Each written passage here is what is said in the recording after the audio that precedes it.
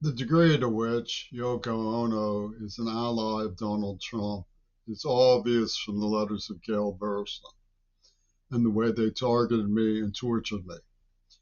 It's International Women's Day, and all day long the Sandbaggra cyber stalkers have been sending me lewd messages from women. I guess that's what women do on International Women's Day. Socialist women, podcasters, they come out and send deaf victims of torture lewd messages, and they call it politics.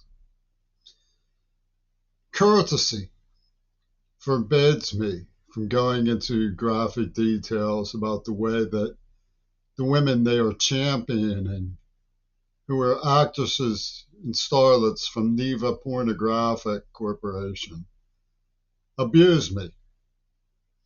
They came on to me in categories of sex acts and then deserted me. And because I was indoctrinated with the framework of healing that was promulgated by those who told them when to stop, I simply courteously acknowledged their right to desert me. And this has earned me no end of socialist leering.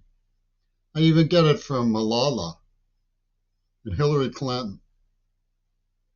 It's disgusting. Women can be so vile towards somebody they abuse. It makes no sense to me at all. What is going on in their heads that they justify turning a victim of torture into their cartoon through home invasion practices, through attack prostitution, through Neva Corporation gaslighting on behalf of those who released the AIDS attack. Now, Matt Marcus speaking for the people united who shall never be defeated, minus one punk John Schulman who got caught, said, "You're fucked up. Stop taking your fucked upness out on us." So my fucked upness was to believe in and love and cherish the affections of my girlfriend. So I was to just understand that I was a deaf reject and a goyim. And Claire Daly and Francesca Albanese are united in this. Let's talk about who their hero worked for, was Mr. Rogers, who obviously had it in for Captain Kangaroo. Their hero, Matt Marcus, burned Noel and Paige's arms gangrenous with a hot poker from a fireplace. And when I demanded to know why, he said to bring them back to reality. So Claire Daly has her snowball effect in lewd Transylvanian leering and catcalling against the deaf men who Yoko Ono set up in a very irregular case of projection.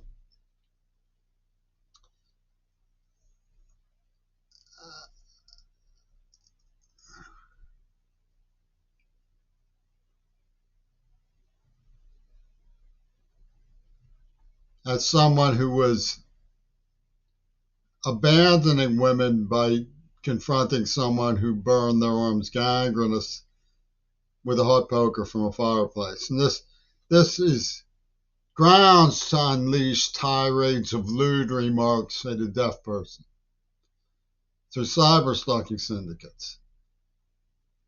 I mean, this is the situation that we're supposed to do, like kneel and scrape and bow down to them because they're going to save us from ecocide. And how are they going to save us from ecocide? By burning Iran to black oil rain. Because all of these sandbaggers who are sending me these lewd remarks were the ones who liberated Gail Burstyn and stood with her unitedly in the name of women's groups. In other words, the AIDS attack was not international liberation for women.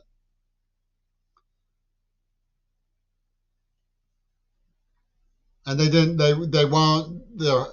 refused to allow any analysis of the evidence. I've been forced, against my better judgment and wishes, to make crystal clear what they're saying about my letter from Leslie Katz. They won't admit it. They're saying they wanted to be dominated and abused by a man, and a little white worm who wouldn't do that was, get out of here, pussy ball. That's what they're saying about my letter.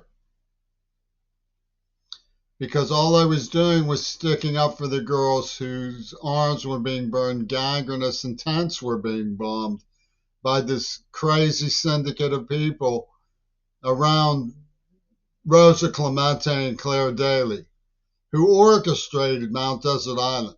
Said a white Nazi from the Green Party, okay, promoting Joseph Goebbels, was honorary the African warrior of the Jewish Defense League, because he castrated a man who wasn't man enough, who protested date rape in defense of women. I protested date rape in defense of women. That gets me an avalanche of lewd remarks from the International Women's Movement on their big day.